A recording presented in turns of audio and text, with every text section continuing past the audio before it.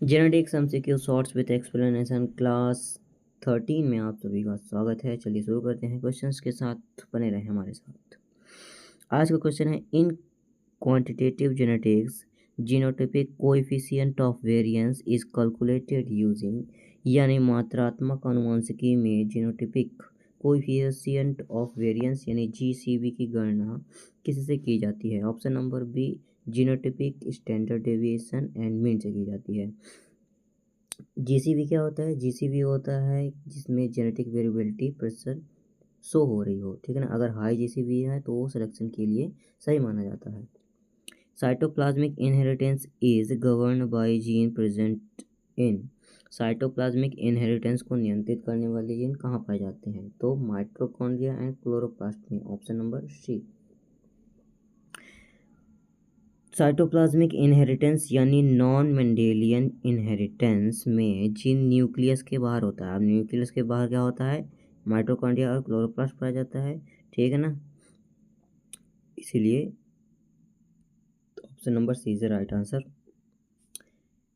The interaction between two allele of a single gene is called, एक gene के दो allele के बीच की परस्पर क्रिया को क्या कहते हैं? तो जब एक ही जीन के दो एलील होंगे तो सीधी सी बात डोमिनेंस वहाँ पे प्रेजेंट होगा, ठीक है ना। डोमिनेंस क्या करता है कि एक एलील क्या करता है, दूसरे एलील को क्या करता है, दबा देता है, ठीक है ना। जैसे मटर का पौधा है, एक में वाई है कैपिटल और एक में स्मॉल वाई है, मतलब एक पीले को दर्शा रहा है और एक हरे को दर्शा रहा है। तो प्रभाव जो दिखाएगा, मतलब पीला प्रभाव दिखाएगा तो अगली जनरेशन में भी क्या आएगा, कैपिटल वाई आएगा, इसलिए वहाँ पे डोमिनेंस प्रेजेंट होगा, ठीक है ना। एक ही एलील के दो है, एक ही जीन के दो एलील है, ठीक है ना। और यहाँ पे इंट्राजेनिक इंटरेक्शन होता है। The term linkage was first coined bye, linkage का सबसे पहले प्रयोग थॉमस हंटन ने मॉर्गन ने किया था। किस पे किया था? तो ये भी पूछा जाता है। ड्रोसोफिला पे किया था, फ्रूट फ्लाई पे किया था। लिंकेज क्या होता है? जब एक ही क्रोमोसोम में क्या होते हैं, पास पास क्या होते हैं, जीन मौजूद होते हैं, ठीक है ना। वो अगली पीढ़ी में जाते रहते हैं, ठीक है ना, यही लिंकेज कहलाता है।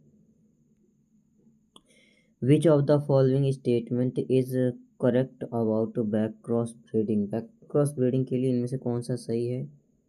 पहले पढ़ते हैं कि ए नंबर क्या है, it involves F crossing F1 with unrelated variety. यहाँ पे अनरिलेटेड वेराइटी नहीं होना चाहिए, ठीक है ना, तो ये ऑप्शन ए गलत है। It use for transfer of one और फ्यू जीन, ये ठीक लग रहा है। It helps in developing hybrid variety, hybrid variety के लिए तो नहीं किया जाता है। इट इंक्रीज जेनेटिक डाइवर्सिटी, इसके लिए भी नहीं किया जाता है। Option number B is the right answer. Back cross breeding का उपयोग कहाँ करते हैं कि एक या कुछ जीन जैसे डिजीज रेजिस्टेंस के लिए उपयोग में किया जाता है, ठीक है ना।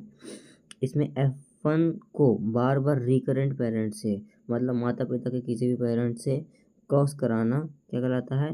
बैक क्रॉस ब्रीडिंग कहलाता है, ठीक है ना। इसका उपयोग कहाँ पे किया जाता है?